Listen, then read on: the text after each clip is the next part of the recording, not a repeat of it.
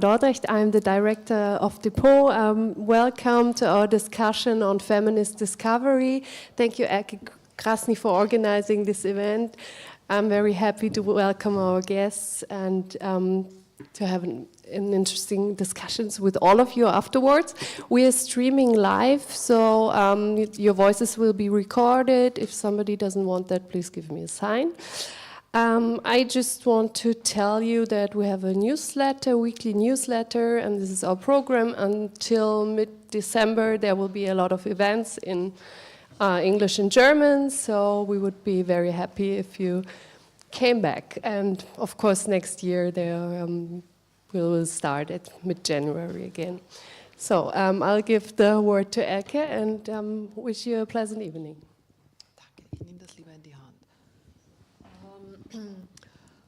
So first of all, I want to thank all the people who are here. So mostly the people assembled, gathered, are students, PhD students working together in a PhD seminar at the Academy of Fine Arts Vienna. And now, in a way, we transferred our seminar into a more public space, which I think also always changes the character of the seminar. And then there are some other guests joining who are not part of the seminar, but in a way I'm just trying to say we are also an audience who knows each other, so we are not in that sense a distant and distanced public. We are appearing in public, but we are also already in conversation, and I hope we will just be in conversation throughout the evening with some inputs by us, but then of course also thoughts, comments, sharings by you. So I will maybe start with the observation that when Athena and I were standing in front of us, we were saying this is so 1990s, which we can say because we were already very grown up in the 1990s. And we appreciated the spirit in the 1990s that brought art, debate, and what is called theorization, and maybe today more referred to with terms like epistemologies or ethics together.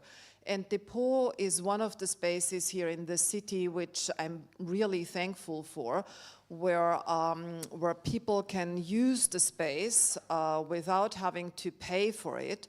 And also there are people whom you can just actually call or write to them and say, you know, I have this fantastic idea. Do you also think it's fantastic? And then you will engage in a conversation, and they have this culture of, I would say, programming by hosting and hosting as programmatic. So I think by way of hosting people who are proactively reaching out, you are creating a specific programmatic orientation. And that's really important, and particularly important. I mean, it has been important since the 1990s, but it seems to become more particularly important every year, which is, of course, also a painful thing to say. So the reason why we are coming together is that I've been writing a book that has to do with the pandemic. So we have one copy of the book. The book is present. No, I mean, so not just the author, but also the book. And it's called Living with an Infected Planet, COVID-19, Feminism and the Global Frontline of Care. And I will explain a little bit why I was writing this book, so why I felt the need to write this. But before doing that, I will just very shortly, I will not say much about the people who have gathered here. You can research them. You find an abundance of information about them online, which also tells you how important they are. But I will just say that I'm deeply honored that Athena Athanasiou, Elena Tzelepi, and Olga Shparaga have gathered together with me here. Athena is professor of social anthropology and gender theory at Pantheon University of Social and Political Science in Athens. Elena Tzelepi is assistant professor of philosophy at the University of Thessaly Volos, that's also in Greece, and Olga Shparaga is a philosopher in exile and the educational, you are an office? The educational office for New Belarus in Berlin, Germany. So I was surprised that a person is an office, but maybe that's also what we can be. We can become an office if needed. So what we will do tonight is I will share a little bit why I was writing this book, and then Athena and Olga have prepared very generously something like thoughts on it, or you could say reflections. And then Elena will lead us into a broader discussion around bodies and resistance, which will be a wonderful way of segging into a more public conversation around care, publics, bodies, resistance, militarization of care, anti-violence, and questions of recovery and peace, as I would hope. So it's not so easy to speak about one's own book, but I will try to, I mean, it's not so easy in the sense that you always feel, and we talked a lot about that today, that you have to defend your work, no? So on one hand, we want to share it, and on the other hand, we also have to defend it. So we have to find a good way between sharing and defending. So that's what we are trying to do. So maybe we all think back, March 2020. You remember March 2020? The World Health Organization, beginning of March 11th, declared the beginning of the pandemic. And the World Health Organization, WHO, is the only organization in the world that can declare the beginning of a pandemic. So they have the authority to tell the world that something is no longer endemic, but pandemic. And then immediately following these days, there were heads of state, but also the WHO themselves, but also the United Nations. And they told us, the global public inhabiting this planet, that we have to wage war against the virus, that we have to unite in war, stand together, and defeat the virus. So we can immediately see that there is a very militaristic language, and that the ways in which people are encouraged to be united is based on the notion of war, so that we should be waging a global war against this pandemic and pandemics to come. So I was very,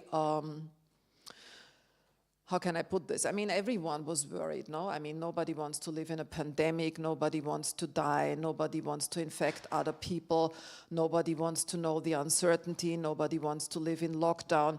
But at the same time, I felt I also don't want to live and inhabit a planet where we are being told that we have to wage war, where we don't have any other social, cultural, spiritual imaginaries to counteract a death-making disease.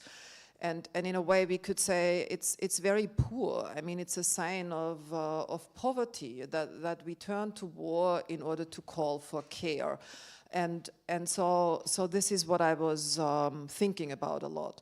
And as you all know, this pandemic has produced a massive amount of literature, no? I mean, when we think back to the Spanish flu, very few books, as you all know, like, I don't know, 10 books about the Spanish flu, thousands of books about World War I, same time period, and now we have an abundance. I mean, like the COVID-19 pandemic is even more written about than the AIDS pandemic. It's a very written about pandemic.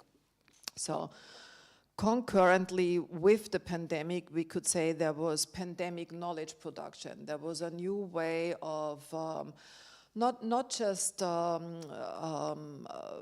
concerned with developing vaccines and those concerned with political measures and those concerned with policies, but also people like me, cultural theory people, philosophers. I mean, think of those who wrote books very fast, sold them, millions of copies, you found them in all the airports. So it was, you could say, also a pandemic that was widely received within philosophy by some people early on.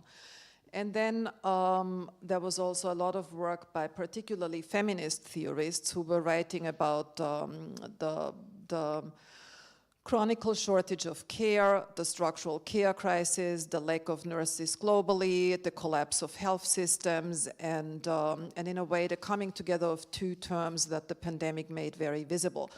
So one, the austerity measures respectively the lack of investment in global health infrastructure, or what is called global public health, but also the lack of, and that's another pandemic vocabulary, the lack of preparedness. So one of the key policy terms in relation to pandemics is that we have to be prepared.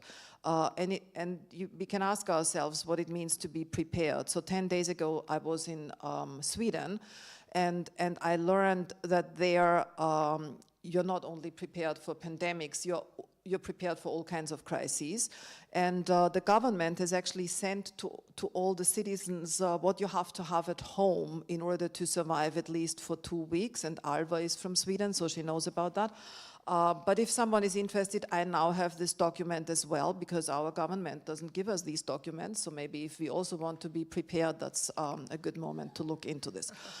So preparedness, as we understand, has to do with responsibilization, how individuals are prepared, how states are prepared, but also how transnational communities are prepared, and how the transnational bodies of governance that we still have are prepared or not prepared. So we have preparedness at many different scales.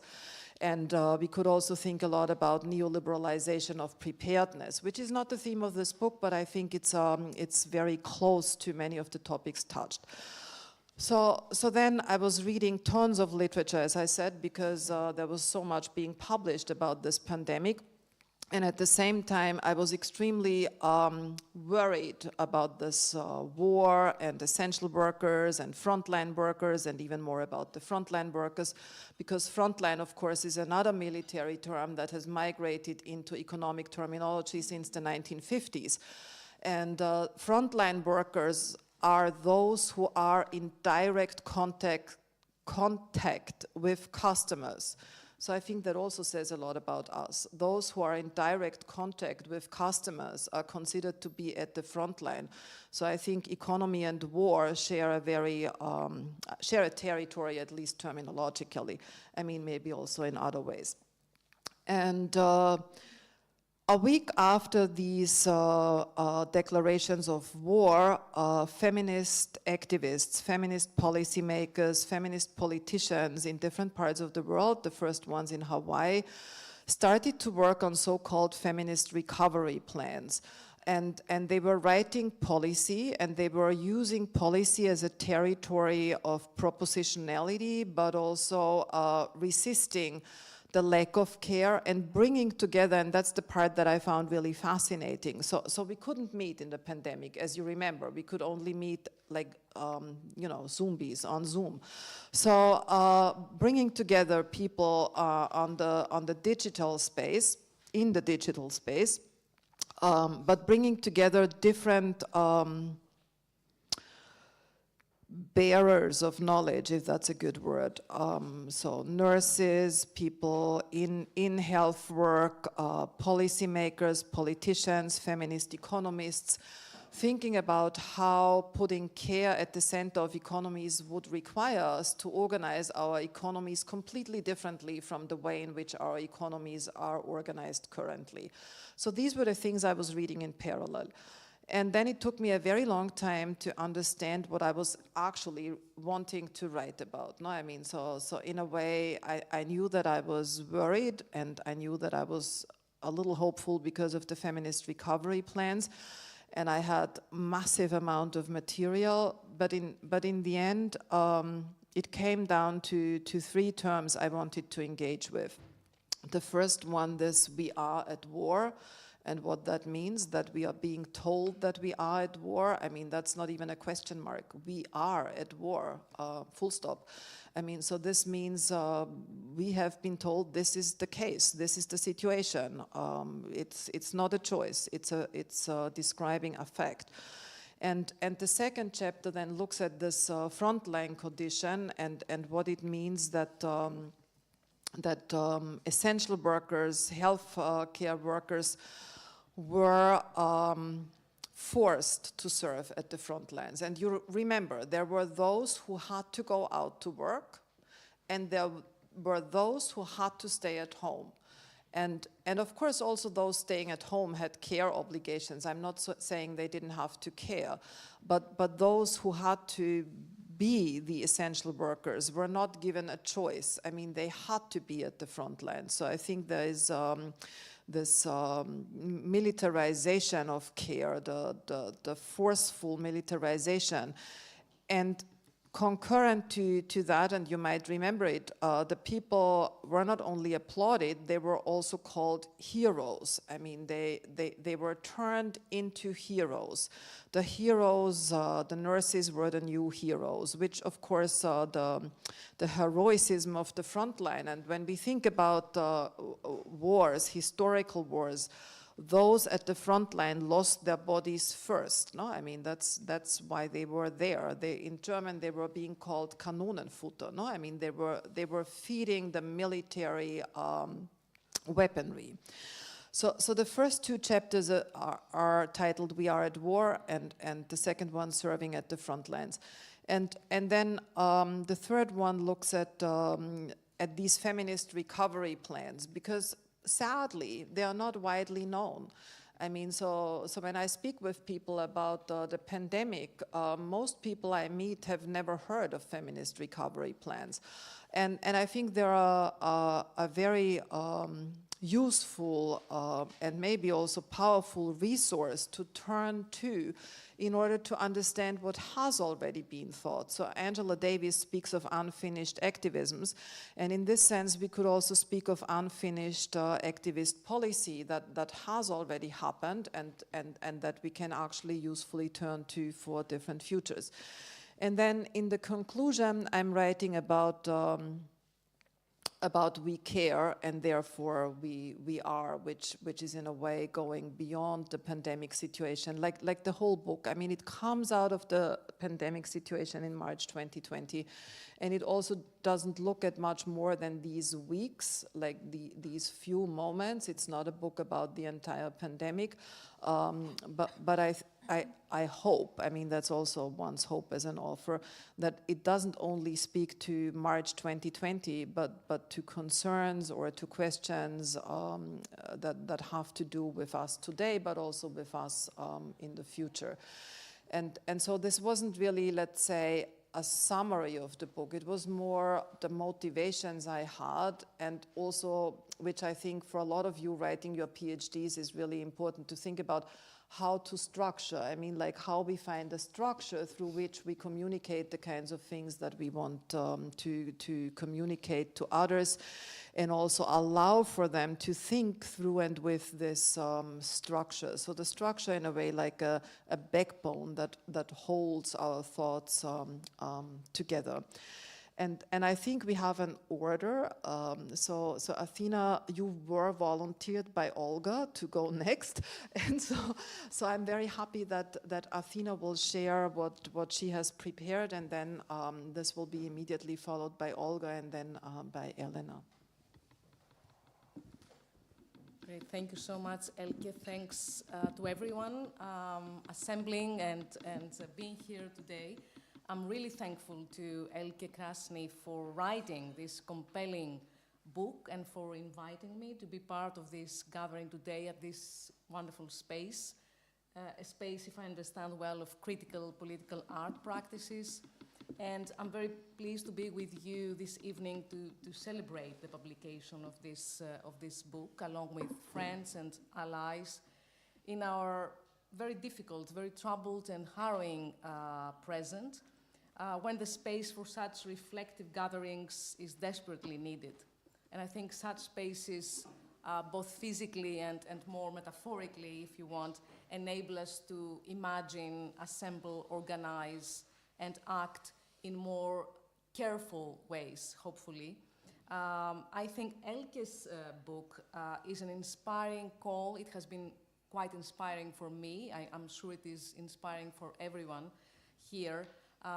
It's a call, it's an inspiring call for collective and intersectional care as an indispensable component of feminist hope and anti-war activism, the wind of which is blowing around the world, producing transversal publics and counterpublics in these disrupted times of escalating militarism.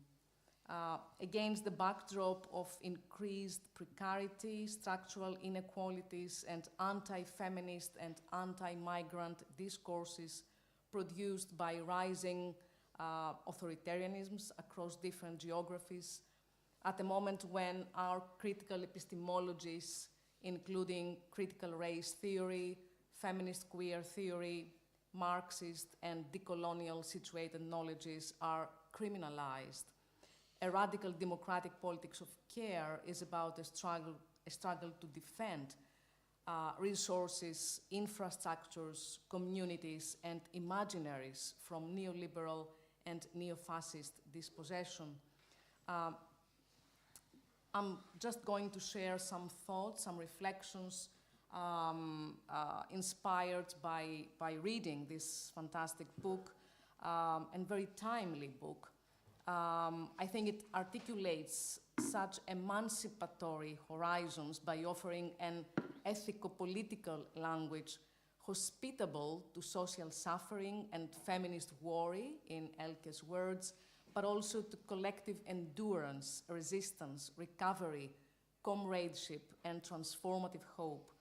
It shows how care does not only prefigure, but also performs other worlds.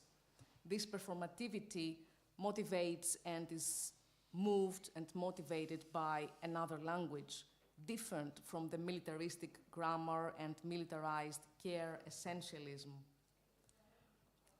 It is to this thoughtful, poetic language that Elke's book moves us, which made me recall the poetry of our common friend, Fevi Giannissi, who writes, "The care of the other saves you from your dominant self." Η φροντίδα του άλλου σε σώζει από τον κυρίαρχο εαυτό σου.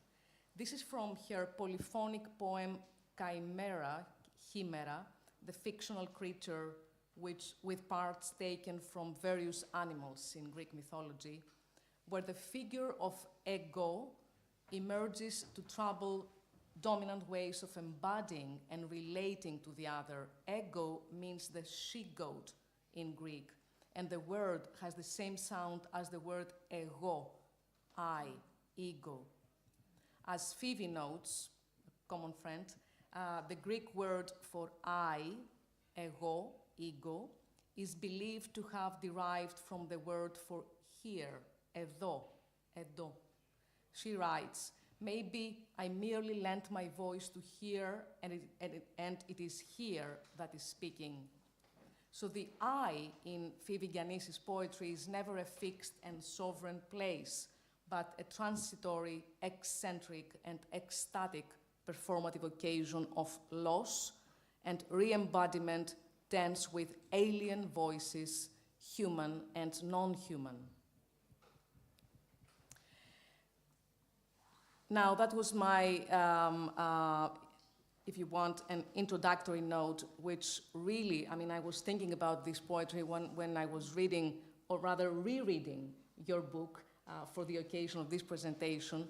And then I thought that following decolonial thought traditions, Elke rightly mentions the remarkable work of writer and cultural theorist Sylvia Wynter, who has deconstructed the overrepresentation of man, directing our attention to how human rights are delimited by who counts as human.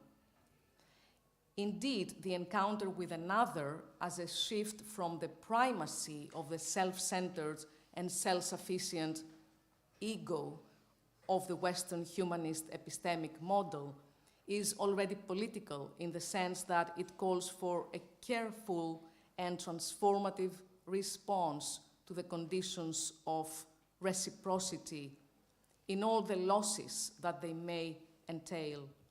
In listening to the lives and languages of others, poetry, as an unfinished, echoing Angela Davis, as an unfinishable, I would say, unattainable transformative becoming, has much in common with feminist recovery pursuits like the one that Elke has offered us. In delving into the ways in which care performs other languages and other worlds, it asks a very decisive question. How do we critically reactivate the conceptual and political vocabulary of care, especially given the dominant genealogies that govern it, including heteropatriarchal essentialism and possessive individualism?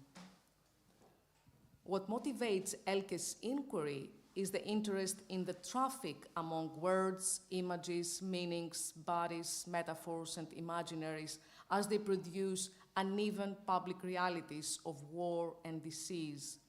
Elke rethinks and reuses the layered implications of the words war, frontline, care, and recovery as they emerge and circulate amidst public and social imaginaries. As she writes, I'm borrowing her words here, imagination then becomes a form of care. And I truly think that this is a remarkable formulation. The idea that imagination itself involves others. Imagination is about how the world could be otherwise. Imagination in that respect becomes a form of relationality and care for others with others. Wide-ranging and cross-disciplinary, this book is a critical reflection on the militaristic language, both textual and visual, that frames public imaginaries of care in times of global health emergency. Tracing the gendered, racialized, and classed dimensions of exploitation of care labor, it brings powerful ways to address the ethics, politics, and epistemologies of interdependence and mutual attendance through the perspective of feminist cultural theory. As it offers a profound analysis of the language through which the politics of the COVID-19 pandemic was framed, it invites us to reflect on and respond to the pandemic as a crisis of care. The book, in that respect, provides a valuable reflection on the harm caused by lack of infrastructure and by uneven and limited access to infrastructural equity. Emerging from this situated awareness, the task is to think with the intimate connection between bodies, environments, and infrastructures.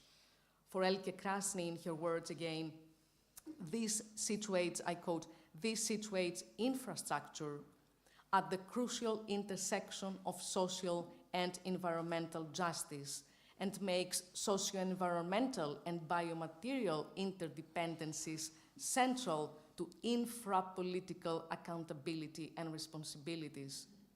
And she continues in an evocative moment of scholarly poetic prose that addresses the bodily and laborious metaphoricity of the front line, such as the trope of women's backs, right? The women's backs as the infrastructure of the front line.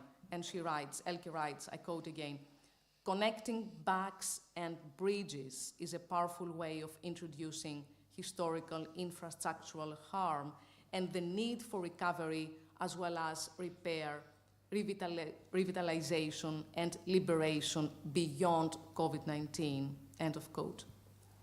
So in engaging with these times of infrastructural necropolitics, the book is built upon the watchful and careful infrastructure of feminist worry and feminist hope.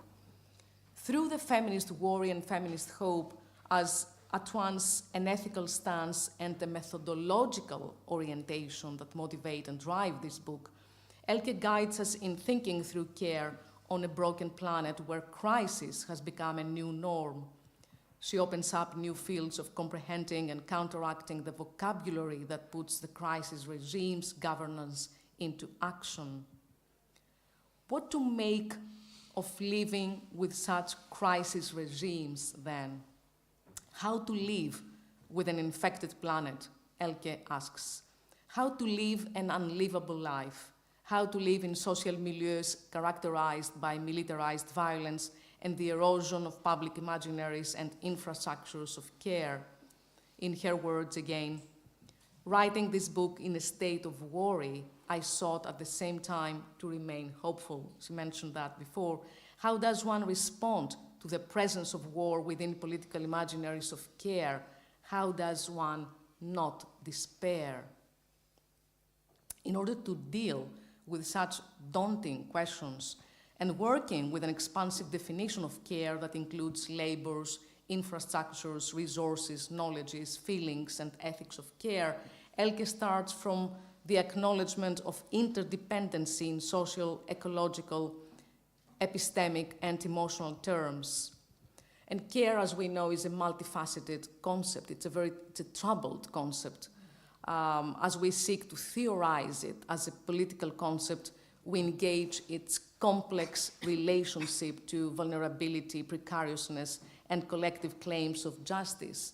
And we encounter the complexities at the heart of the question who counts as suitable subject and object of care, as we defend the just and equitable redistribution of the economic, social, and political resources of care.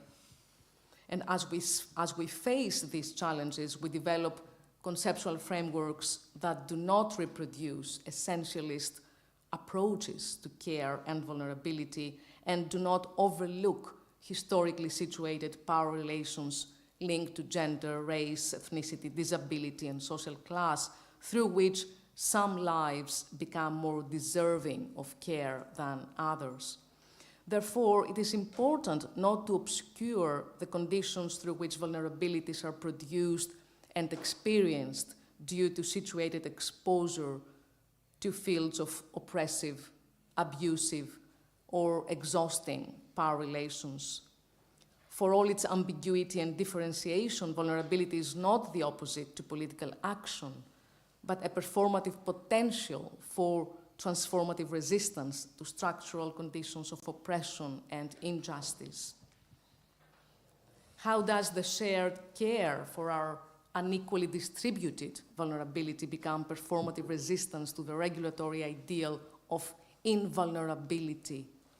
How can vulnerability as a field of unequal distribution of resources and power become a condition for forging resistant bonds of solidarity and a basis for potential equality? As Elke shows, a feminist politics of care calls for a collective political commitment with the aim of radically changing the conditions that allow specific vulnerabilities to become occasions of discrimination and violation. It thus becomes possible for us to rethink care after the 2008 recession, the 2010s Occupy movements, the rise of authoritarianisms across the world, the destitution of the planet, and feminist and decolonial critiques of the present. Elke moves the available epistemological and affective devices toward a different understanding of care based on our globalized bodily interconnectedness and toward an understanding of care premised upon both worry and hope. In reminding that care is not a commodity, the book demands that our critique of neoliberal profit-making should include a critique of the gendered division of labor that positions care as feminine and reducible to heteronormative domestic kinship. Despite and beyond the gendered and racialized abuses of care, contemporary feminist theory in its intersections with critical race theory and critical disability theory teaches us how to disengage the concept of care from the inherited connotations of paternalistic protection and victimization. And so radicalizing care is developed from the perspective of feminist hope and insistence that recovery from patriarchy is possible. At the same time, this gesture involves deconstructing the idealization of the family as a cradle, as the quintessential topos of care, and fighting against gender inequality that does not allow for an equal distribution of care within the patriarchal family. Radicalizing care counteracts the militarization of exploitative and extractive conditions of essential labor under the hegemony of capitalist economies.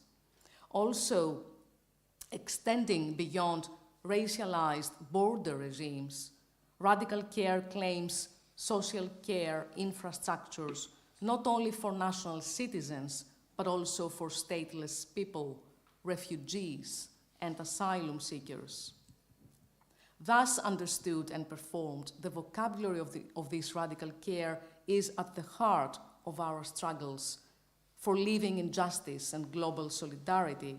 It is an exercise in forms of careful relationality to the world for a critical reorganization of the present, being critical of certain philosophical responses in which calling for unlimited rights to freedom amidst the pandemic failed the fundamental care for oneself and others. The book shares attentive reflections on how to enact differently a new pandemic space of appearance, which in the sense of Hannah Arendt is ensured by the presence of others.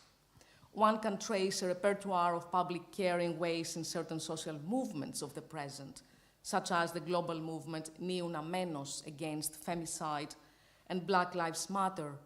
Such internationalist and intersectional political collectives participate in precisely this agonistic politics of care that offers alternatives to a politics and political presence that has not been built on public imaginaries of care.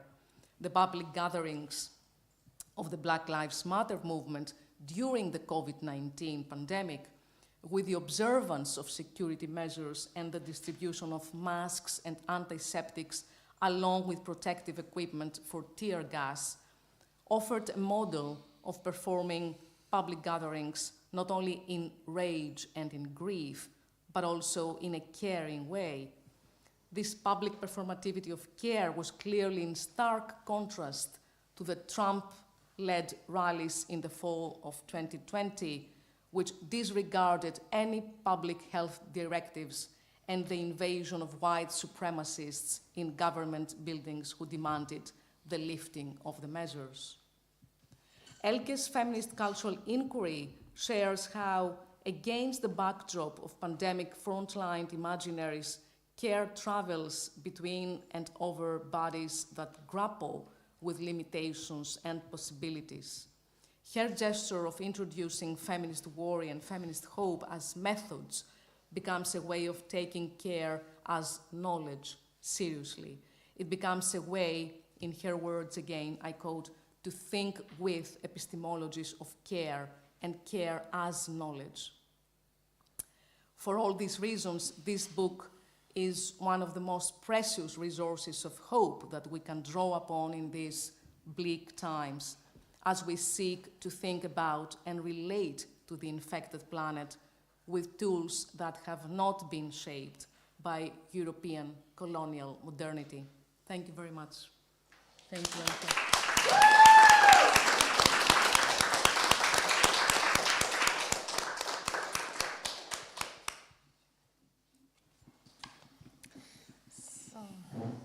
Yeah, thank you very much for inviting me here to take part in this discussion, and I'm impressed by this book, and thank you very much for your speech and your understanding of this book. I wanted to give a little bit voice to this book and to give some quotes, and I prepared some my vision of most important from my perspective notion and concepts which are proposed by Elke Krasny.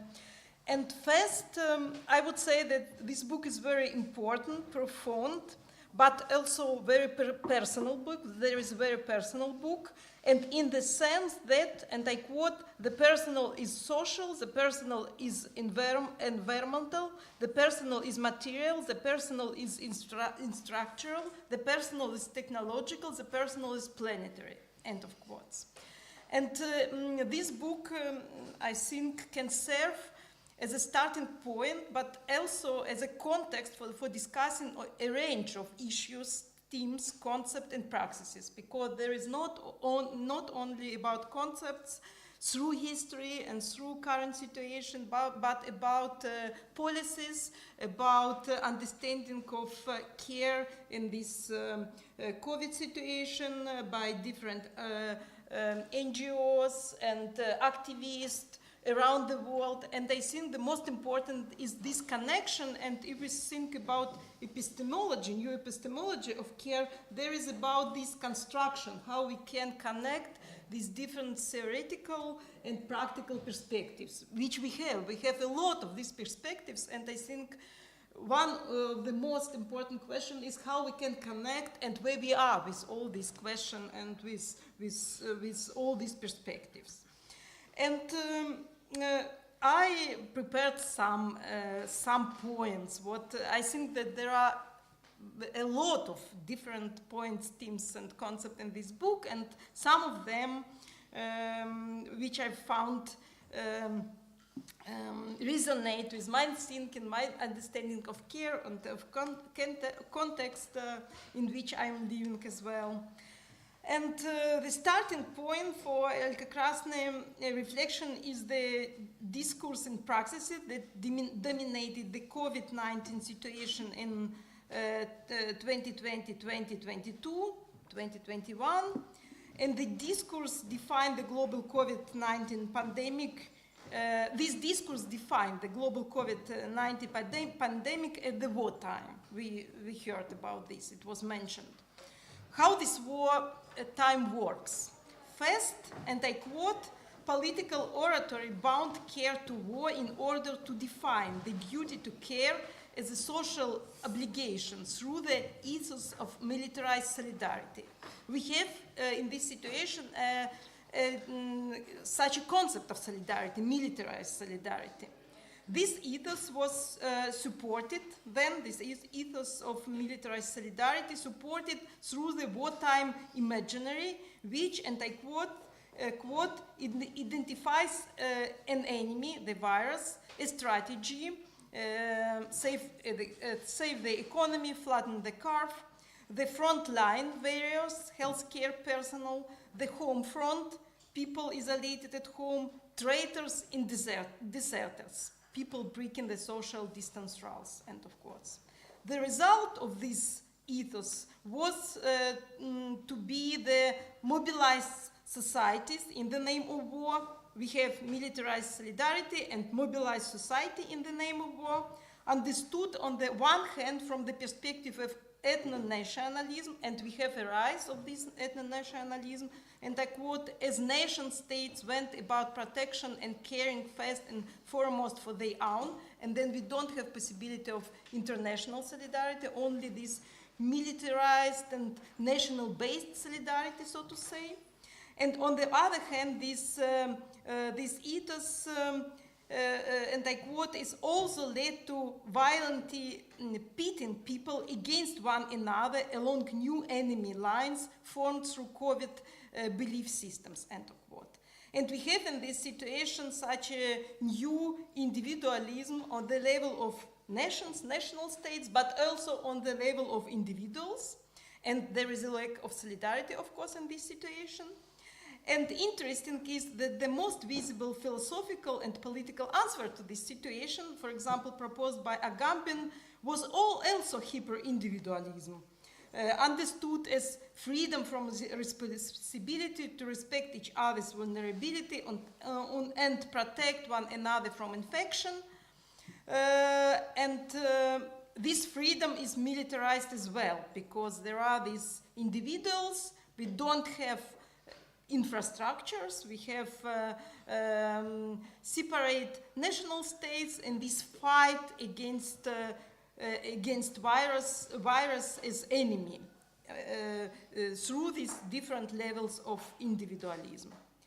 And this situation makes visible that, and I quote, politics has not been built on public imaginaries of care. Historically, political oratory has not supported the development of such public imaginaries of care. The pandemic proclamation of the state of exception tied to the political metaphor of war-led, as we have seen, to continued and even deepening verification of the mind, end of quotes. One of the most important consequences of such a politics is the use of the concept of heroes. It was mentioned, and in this case, in relation to the care workers, and I will speak about this notion further. And it was for me very important to understand why this understanding of heroes, everyday heroes, is also danger, not only such a big heroes, but everyday life heroes is also very, very dangerous notion, and Elke Krasny explains this, and I will speak about this as well. And if we speak about this politics without public imaginaries of care, then we see that one of the supporting foundation of this politics is, and I quote, the divide between the so-called public concerned with the interest and purposes of community and state, and the so-called private focused on the basic physical needs and routines of everyday care in the life of individuals, end of quotes, which can be traced back to Aristotle's philosophy of politics and of the state. The fact this public sphere is understood as independent, intellectual, visible, and highly valued. The second, dependent, bodily, invisible, and undervalued. The second, as bodily, is connected with nature, first of all, as resource. And we see this through the history and through different philosophical theories. And if we speak about private, then this private care sphere is considered as not to be of public importance, but left to be organized privately, and it means by women, and historically also have an independent and dependent status. Women, this sphere is women as well.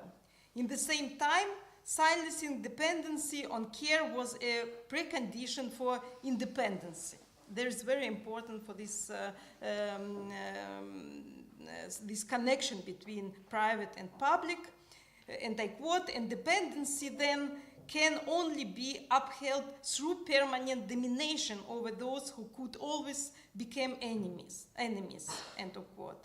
Domination and carelessness as public men's activity have also, and I quote, resulted in a war on nature, the consequences of which we are living through now in our infected planet, marked by the long-term ecological, material, and social destruction caused by the fact that man's domination transformed humanity into a geological force that is causing ruination and mass death, end of quotes.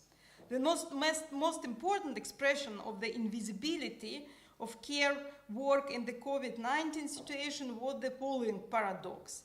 While everything had to be done to ensure that all the caring labors, all the essential tasks were in fact being continued, the world economy was considered as coming to a standstill. From the perspective of this so-called economic standstill, there was nothing left to do but turn care workers into heroes. And I quote, from whom is it expected that they perform self-sufficiently, take high risk, and ready to sacrifice and to die, and at the same time show deep compassion and the willingness to give everything in cooperation. And there is about this heroes notion and concept that if we think about people, about care workers and other peoples as heroes, then there is about this expectation that these people will be risked. They are self-sufficiently and ready for sacrifice and die. And there are these division in the society, division between people who are these heroes ready for sacrifice and die, and people who get this help and care from these heroes. And this situation shows that without infrastructure we have such a lot of divisions between public and private. It is dying heroes and people who get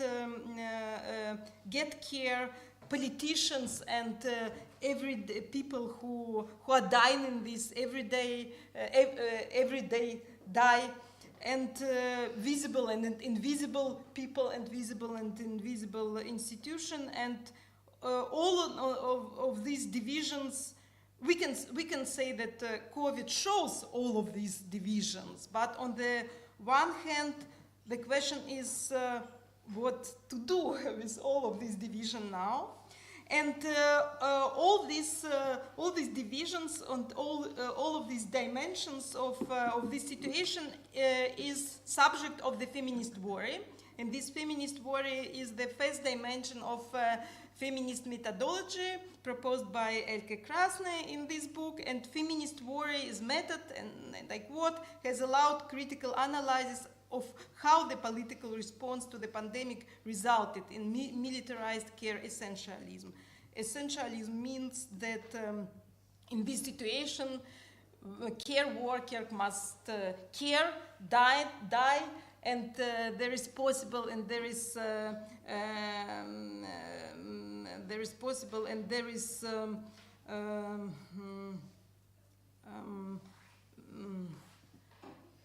not organized, but yeah, the situation is so in our society that care, we have only this, in this situation without infrastructure, without enough infrastructure to care, without enough funding to care, we have then these dying carers, and these dying care worker carers are incorporation of this militarized care essentialism. But they are heroes, they are warriors, and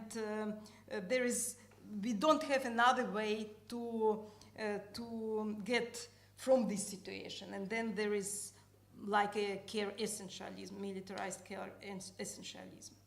And if we think there is war, yeah, there are only some divisions, some dimension of this problem. There are more in this book, and this intersectionality was also mentioned, because we think about this division today through racial inequality, class, colonial perspectives, and we see, and Elke shows us how all these divisions are connecting with all these dimensions.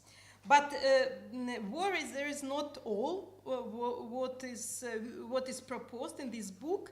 The second dimension of feminist care methodology is a feminist hope, and this hope is key to reading of feminist recovery and connecting with. Of course, is connecting with feminist worry, but there is a second step, so to say. And quote, feminist hope makes space and time for shared worry and recovery, seeking to reimagine the right to care through a new international global care order. And I would say that this right to care, on the one hand, and the new international global order, there is an answer to these divisions and to this militarized solidarity, militarized society, militarized private and public spheres. Through this right to care and the new international global care order, we can overcome all these divisions, to try to overcome all these divisions. And what is the condition that we have this hope? And I quote, if care is a product of history, then there is hope that the conditions for care can be changed. If the knowledge of care is a product of history, then the knowledge of care can in fact be made central to the organization of politics and economies, which would not displace care but put its essentiality and continuity at the center of how they organize the condition for care. End of quotes. And some dimension of this reimagine, if we can speak about some dimension which are which are proposed in Elke Krasny book. First, the recovery, this feminist recovery has to be understood, and I quote, at the scales of the individual and the social and the planetary, which are most intimately, physically and materially interconnected. We have a lot of scales, and these scales are connecting on the one hand with the idea that no one can recover on day one. There are interconnection, existential and interconnection, which we find today at the individual, social, planetary levels. And second, these scales of recovery must be understood. It was also mentioned as infrastructuralized life, as infrastructure. And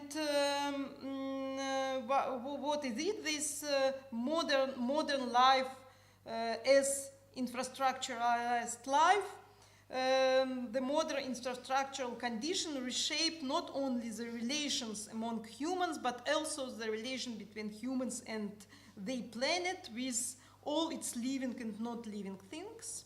But the third dimension of this recovery is that these infrastructures, how we must think these infrastructures.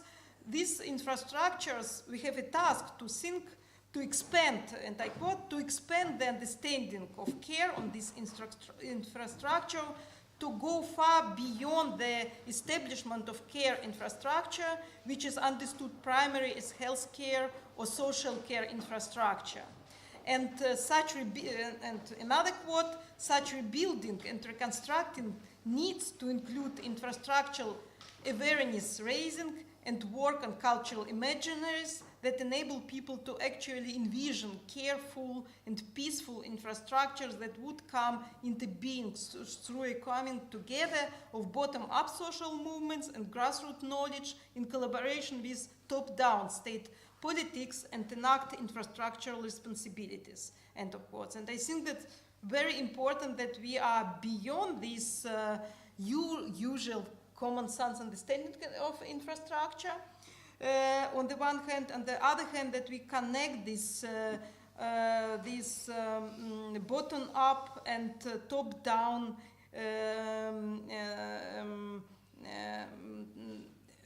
opportunities, or proposing to think, to analyze, to conceptualize care today. And the fourth, we speak about this feminist recovery, dimension of this feminist recovery. As I mentioned, it's very important to speak about the right of care, but this right of care is also beyond human rights and include the right of nature. And there is very important that Elke Krasny mentioned the 25th article of Declaration of Human Rights, where these rights of care is mentioned, but there is, so to say, in shadow, because political rights and not the social rights are still the most important rights, and we still have the task to speak for these social rights and to develop argumentation that social rights is fundamental rights. And I think that the idea that the right of care and right to care is one of the most important or basis of these social rights can help us to connect maybe these different rights in the Declaration of Human Rights, and to enrich this declaration with rights of nature. And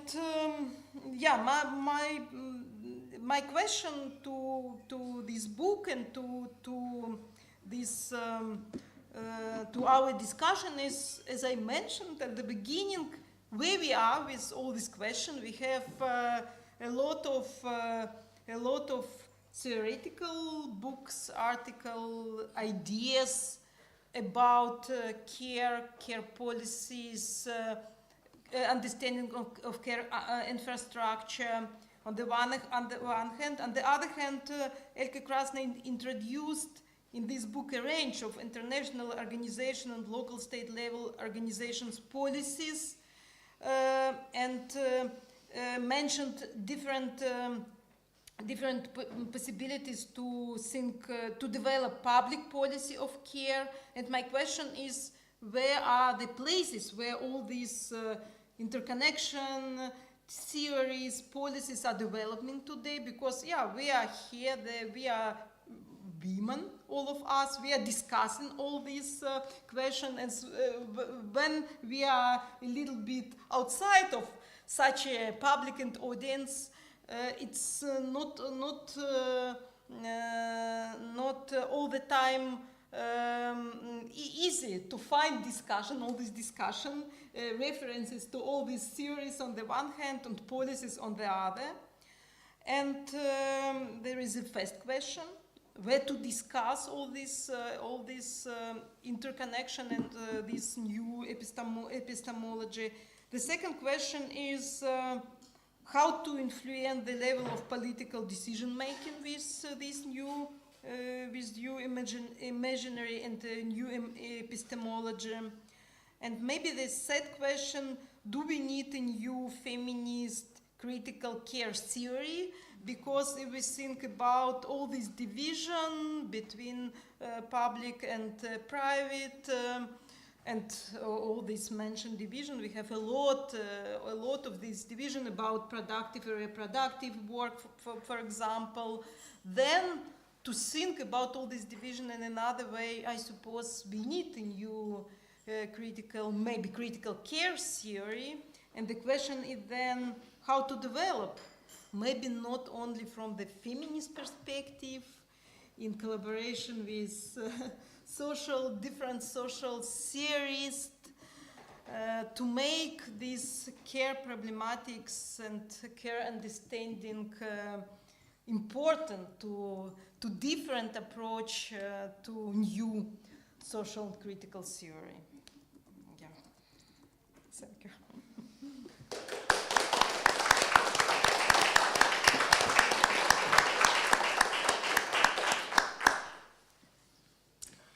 I would like to thank Elke Krasny for her generous invitation to be part of this engagement with reference to her powerful and timely book, Living with an Infected Planet, COVID-19, Feminism and the Global Frontline of Care.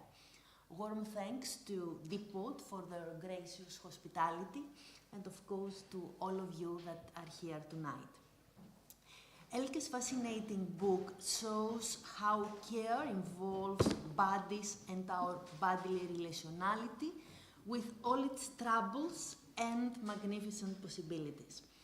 This book illuminates the relation between bodies and infrastructures in our broken and infected planet. More importantly, Elke shows how the world-changing pandemic of COVID-19 offered us this lesson. And she does so by mobilizing feminist theory to criticize the militaristic language that this crisis deployed so problematically.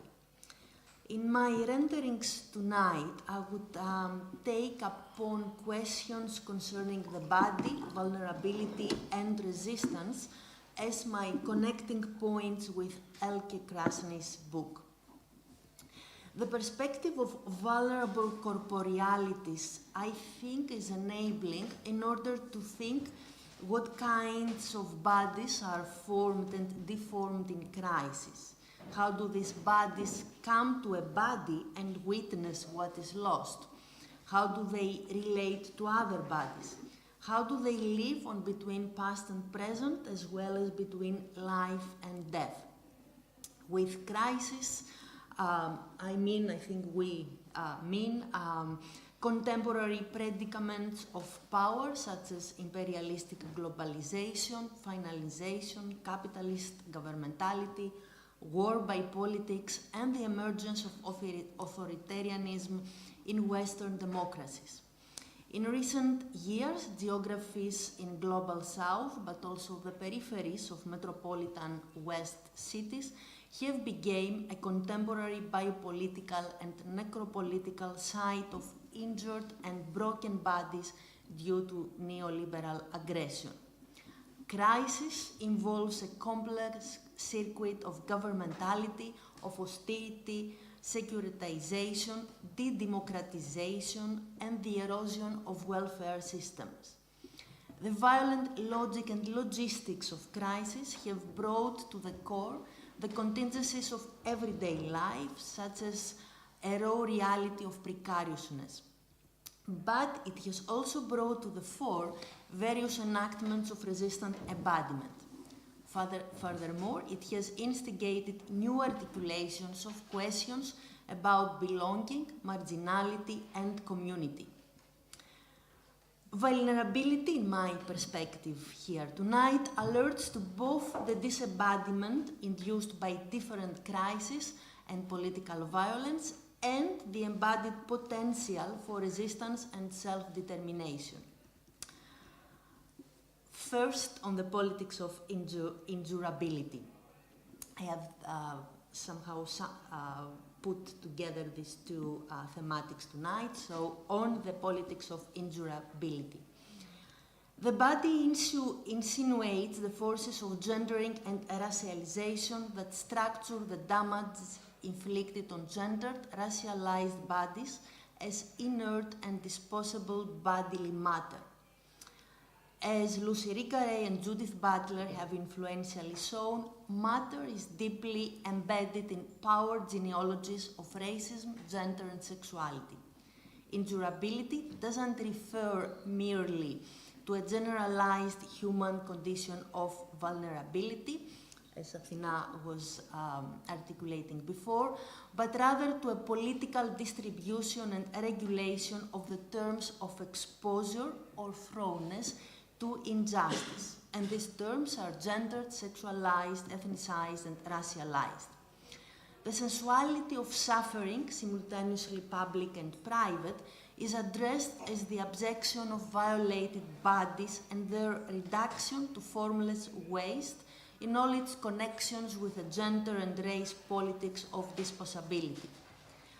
In attempting to tackle the question of violence from the perspective of those exposed to it, philosopher Adriana Cavarero coined the term horrorism and drew our attention to the violence that aims at deteriorating the uniqueness of the singular body. The provocative neologism itself implies the lack of linguistic means through which contemporary violence, in all its diverse manifestations, might make sense, be conceived of, and spoken about. Cavarero is interested in violent acts that assault and injure at an ontological level, namely the bodily irreducible singularity, and thus destroy the subject's dignity. She propounds vulnerability as our constitutive ontological condition of being reciprocally exposed to each other's power for care or harm. Horrorism then is in her perspective, denotates the violation of dignity, the violation of bodily vulnerability in all its singularity. A singularity, however, that is not just attached to or individually owned by a particular body, but rather shared with and exposed to every body of human singularity. If I may very briefly quote from here, on the scene of horror, the body placed in question is not just a singular body, as every body obviously is. Above all, is a body in which human singularity, concentrating itself at the most expressive point of its flesh, exposes itself intensely.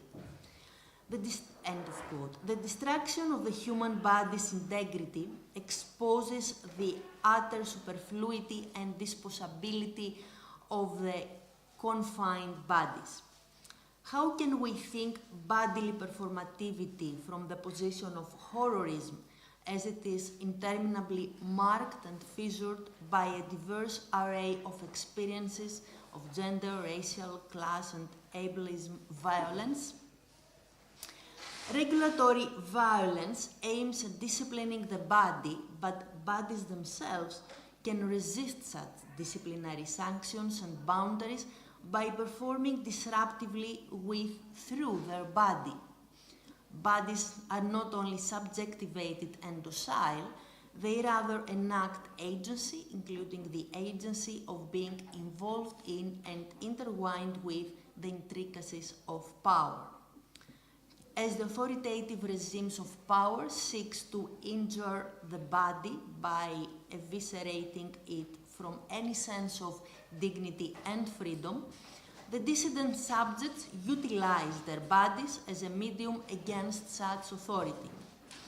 How do encounters between bodily and spatial dispositions inform diverse acts, gestures, and enactments of resistant political subjectivity?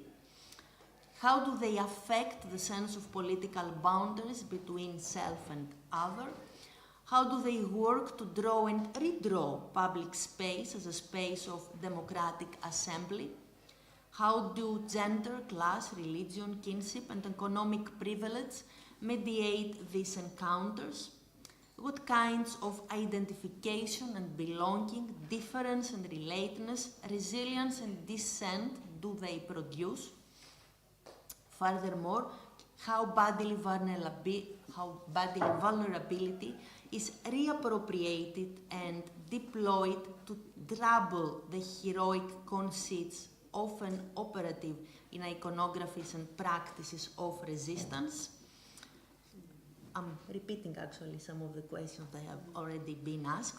How important is to complicate the political vocabulary of resistance through dismantling the stereotypical images of the helpless female and racial body?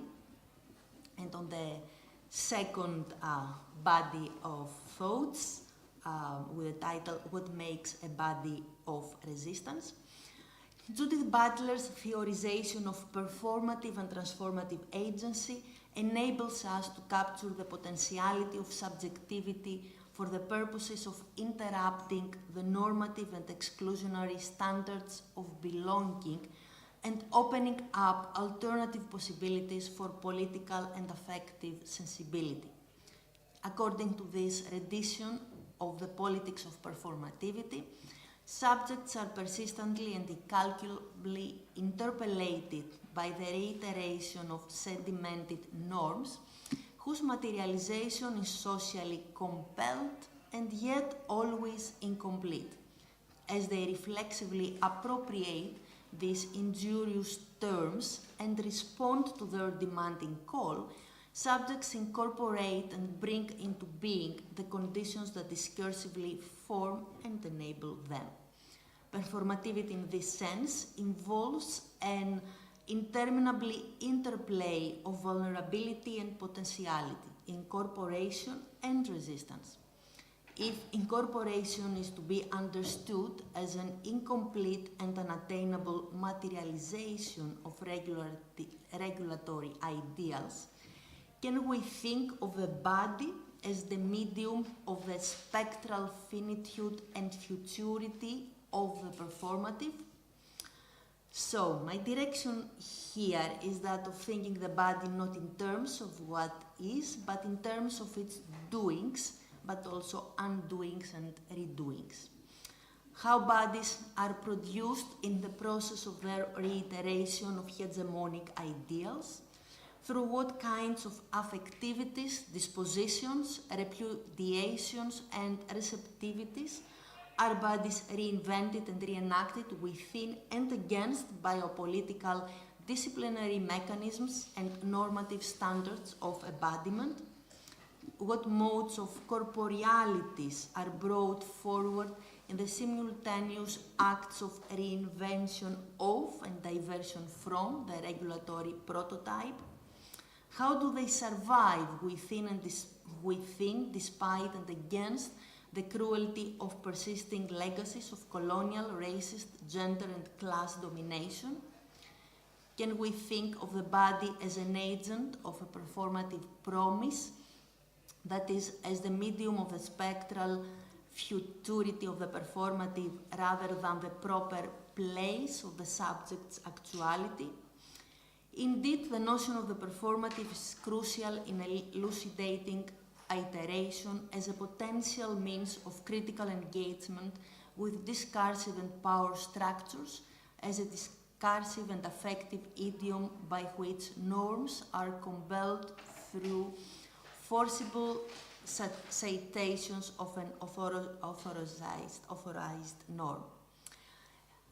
No performative can escape, fully own or control its authorial and authoritative histories, and no performative is completely circumscribed by these histories. Radical bodies then bespeak the corporeal eventness of performativity. Their materiality eludes any programmatic figuration or calculable materialization and opens up to a certain disposition of the self towards the other. The radical corporeal subject is enacted as fundamentally social in its sensual openness, vulnerability, and physical interrelation to the other. Interrelating with the other, the subject has the potential to open up and give room to the radical contingency of engagement, where the other is not reduced to the proper logic of possession. In this embodied encounter, the other could also emerge in new, intimate, and unforeseeable ways. This is an embodiment that manifests how the, and I'm quoting here from Judith Butler, how the place of the body and the way in which it disposes us outside ourselves or sets us beside ourselves opens up another kind of normative aspirations within the field of politics, end of quote.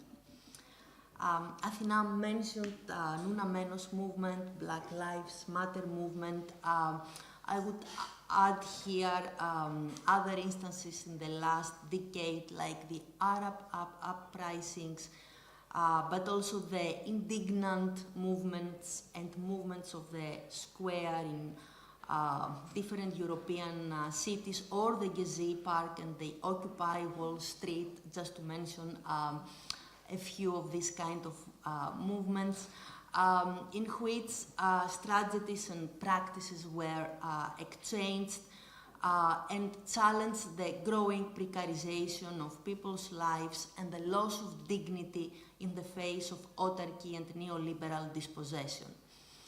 All these examples reframed politics and claimed public space as a space of collective action and political resistance. Protesters in these collective acts of disobedience, while suffered police and military abuses and assaults, had been standing together in public spaces in unison, eating and sleeping in a shared living space, protesting with their bodies protecting with their bodies other bodies. Their disembodiment, induced by political violence, it also induced an embodied potential for resistance, but also a reposition of a body performed through the other. In a sense, perhaps police-state body politics generates the specter of its own defiance, aberration, and perversion. It is not merely the individual body, but rather the poignant iconographies and actualities of plural corporealities that are work in the horrorism of our contemporaneity. Reading Elke's book, we find ourselves in a position appreciating feminist critique on vulnerability and resistance, among other things. Thank you for the opportunity.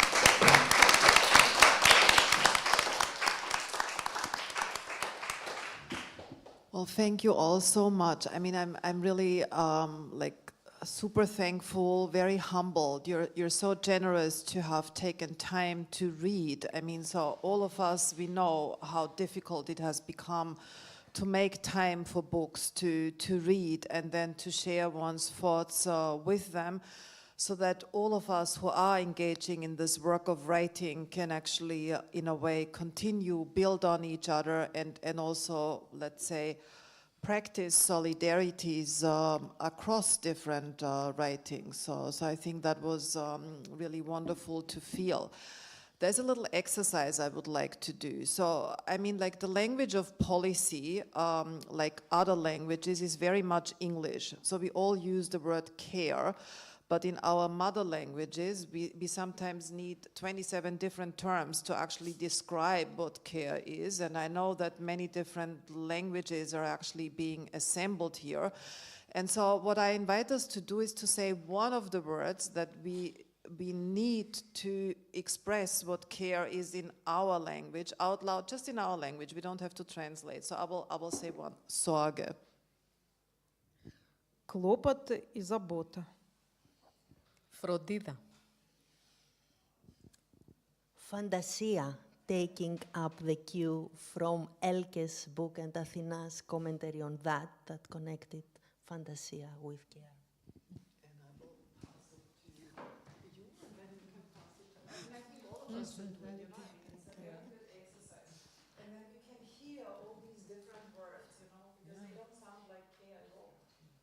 Bakım. Cuidar. Pielęgnacja.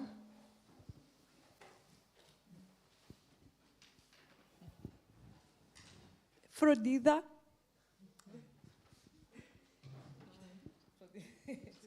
Sorge. Sorge. Sorge. Ja, Sorge.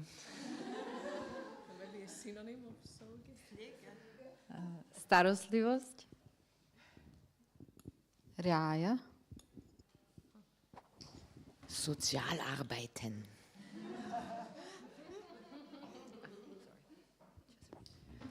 Cuidar.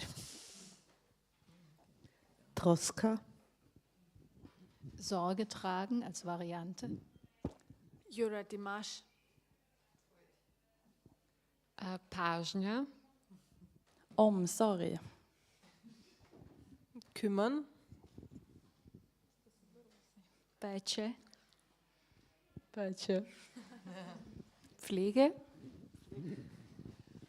Thank you for doing this, because I think it's a good exercise that helps us to understand also how much translational labor we do all the time when we work across different texts that seem to be very unifying, but at the same time actually speak to, not, I would say, divisions, but to differences. We have a little bit of time left, so we have like 15 minutes. And I would just like to invite comments, thoughts, reflections, questions to address each other, but also us, so the way you would like to.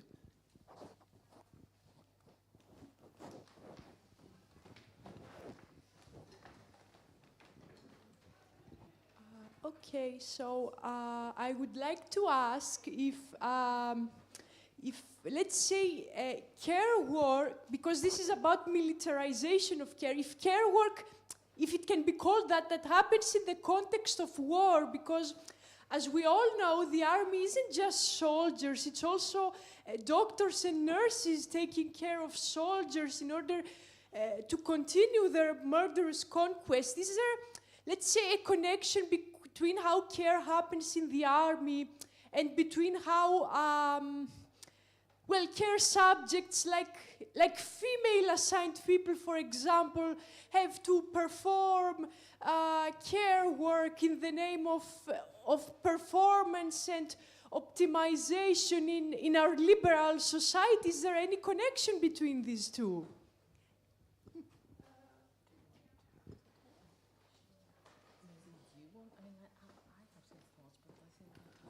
I mean, so I think historically, as we all know, there's a very close connection between the professionalization of nursing and the Crimean War, no? I mean, so that has been much written about, Florence Nightingale. So the way in which nursing became a respectable profession for female people, it has a war origin from the very beginning. And I think the question you're posing is maybe one that needs much more research. I mean, how there is a parallelism between, I would say, different types of classes of bodies.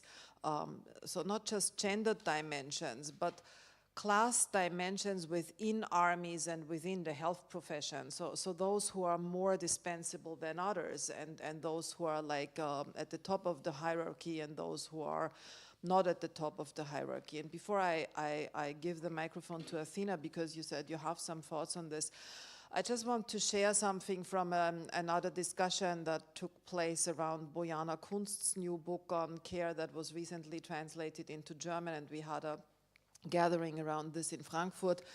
And Valeria Graziano, whom many of you might be familiar with, she's one of the people who initiated pirate care. She says that we have to think of care as the refusal of the labors of war. So in a way, I think the care as the refusal of the labors of war, and at the same time, what you were saying, that was also what I was thinking in response to what, and also saying out loud in response to what she said, that at the same time, the realities of war demand more care, and paradoxically, the provision of care then prolongs the conditions of war. So there is this kind of very complex, we could say, conundrum, and when we follow the news today, that's what we are following. I mean, we are following the onslaught on care and the realities of war. But I think I also want to differentiate. What I was writing about was a time when politics turned to military imaginaries, but there wasn't speech marks real war. I mean, I really want to emphasize that there was a pandemic, a health crisis that was dressed in the terminology of war. And for this, I coined the expression that what we were witnessing was a militarization of care. But I wasn't talking about a militarization of care under the conditions of a real war. I think that's a different book to be written. I mean, so in relation to contemporary ongoing wars, but also in relation to past wars. And I think it will be a very important book to be written to understand care under the conditions of war, and also how the conditions of war have actually, maybe to a large degree, shaped how we think of the delivery and the production of care, and what care needs to produce in order to make bodies be stitched together, and also all types of other so-called innovations in when we talk about post-traumatic recovery afterwards that have put health systems under stress. So we could, like similar to the architecture profession, which always profited from the destructions of war, we could say that the health profession in a very paradoxical way has always gained and profited from wars for things that were then called innovation. I don't have much to add, but I think, well, that's a very good question. And following what you just said, Elke, I would say that, and in order to somehow remobilize the militaristic metaphor in the hope of troubling it, I would say that care laborers have been, historically speaking, the armed, rather the reserve army of wars, nationalistic wars, colonial wars as well. So the important thing here for us to reflect is how to retool the concept of care, because care has been a very embedded component of colonialism, capitalism, and patriarchy. So the question is how to retool it for other purposes, for radical and alternative purposes. So there's some work, conceptual and political and activist work to be done there. If we consider, for example, colonialism has been imagined and enacted and spoken about as a pursuit of care, as a pursuit of enculturing other indigenous people, right, who are not considered to be human yet, or who are not considered to be human enough, right? So imagining colonialism as a project of care,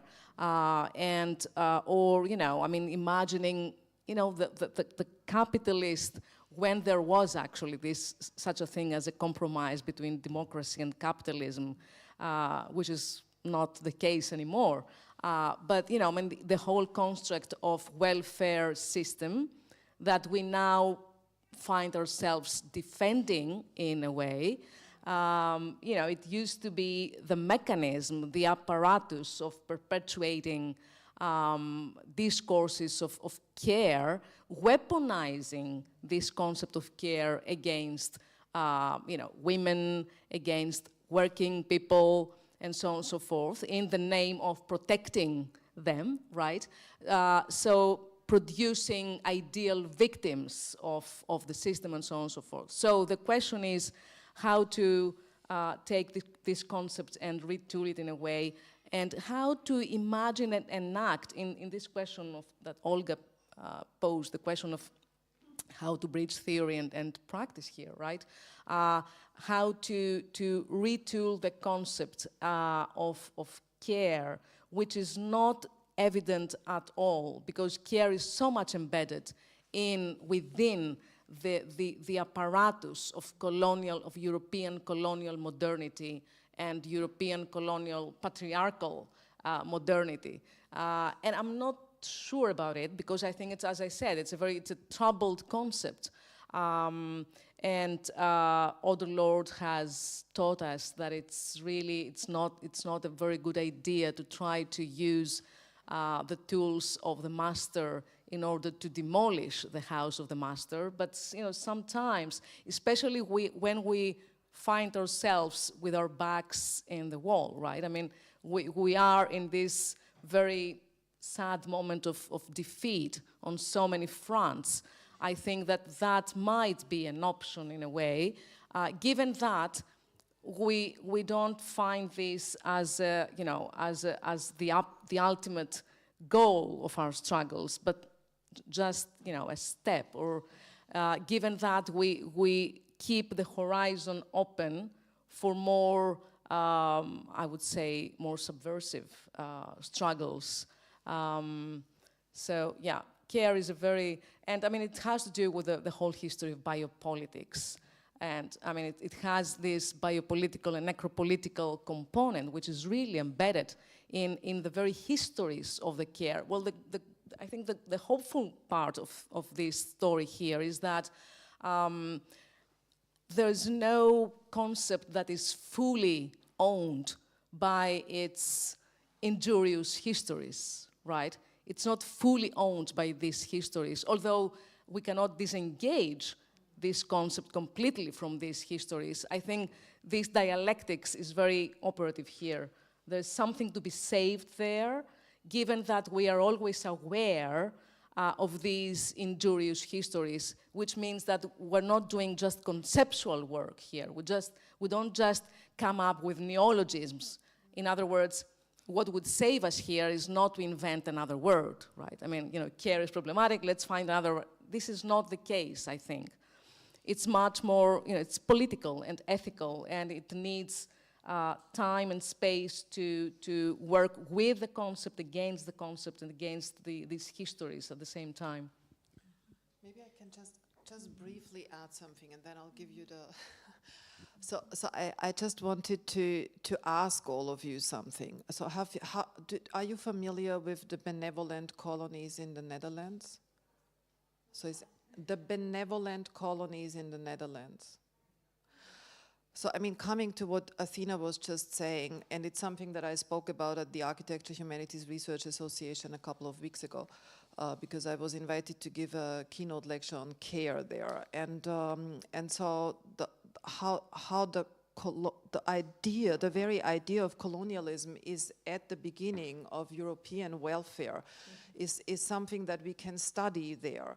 So, I mean, I'm not naming names now, but there was one person, he was the late minister of the colonies in the Netherlands, period of the Enlightenment, and after returning from what today is Indonesia, he set up so-called benevolent colonies. And these benevolent colonies were for poor people. The people in the Netherlands who didn't have enough food to eat, and so the project was to put them to work and for them to build infrastructures around it, and to turn them into citizens that would have health and schools and et cetera, et cetera. And then, because they hadn't chosen wisely, and the land they put the benevolent colonies on wasn't so very fertile, so the project didn't really work out the way they had planned. So most of these, at least one that is also now today, which is really interesting, a World Heritage Site, became one of the largest prison facilities. So in a way, colonialism and then prison, because the farm industry didn't work out with the plantation model they tried to re-import to the Netherlands. I think this is precisely where we can learn in material historical terms how the histories of care are completely inside of all of these things, where a lot of feminist reclaiming since the 1970s tried to locate care elsewhere. Speaking in a different voice, in the relations between bodies, and of course care is there. I mean, it's not that care is not there, but all these other histories, as we just heard, the colonial histories, the capitalist histories, the imperial histories, the different regimes of power, precisely because care is essential and we can't do without it, it's always in it. And I think the kinds of labors we need to do in order to understand that better, so that we can arrive at something that would liberate care more in the future. I think this is where we have arrived at this moment in time, because the pressures on care are so extremely high in all places. And I think this is something that I want to study more. I mean, not just me alone, but I think the ways in which a lot of work in the last 20 years has actually not addressed the social, material, political history of that, and I'm including myself in this, I think may have been one of the failures. I mean, looking much more at empathy and affect, and all that is really important. I'm not saying it's not important, but we need both. That's what I'm trying to say. Short remark, maybe we think now about Russian war in Ukraine, and there is, for example, a feminist manifest proposed by Ukrainian feminists, and we find, of course, this dimension of social rights and care in this feminist manifest. And I would say there is this manifest, this language, there is, of course, about resistance in this situation, but there is about imagine of another future, not war future, after war future. And I would say that this proposition we have, first of all, by feminists, and through this idea that we need social, this care infrastructure, social rights, and so on. In my Belarusian case, we have authoritarian regime, very difficult situation. We are working on feminist policy at the moment as well, and we use this article, 25 article mentioned in this book, because there is about hope, about future, about another future than we have here. But we can say that there is, in such authoritarian war situation, contradictions of care, because there is a care about soldiers and so on. But when feminists are developing this idea, there is, of course, about the future outside of this war situation. there is a good question, but some ideas.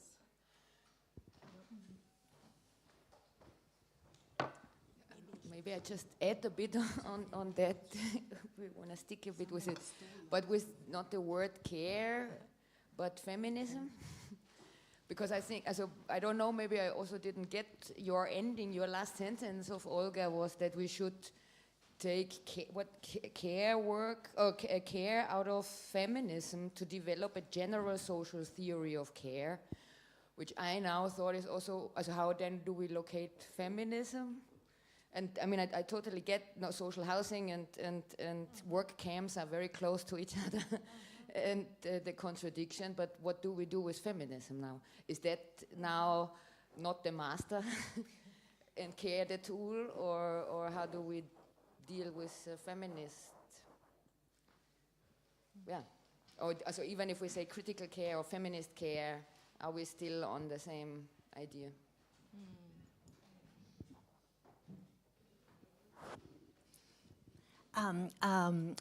As I was listening to this, I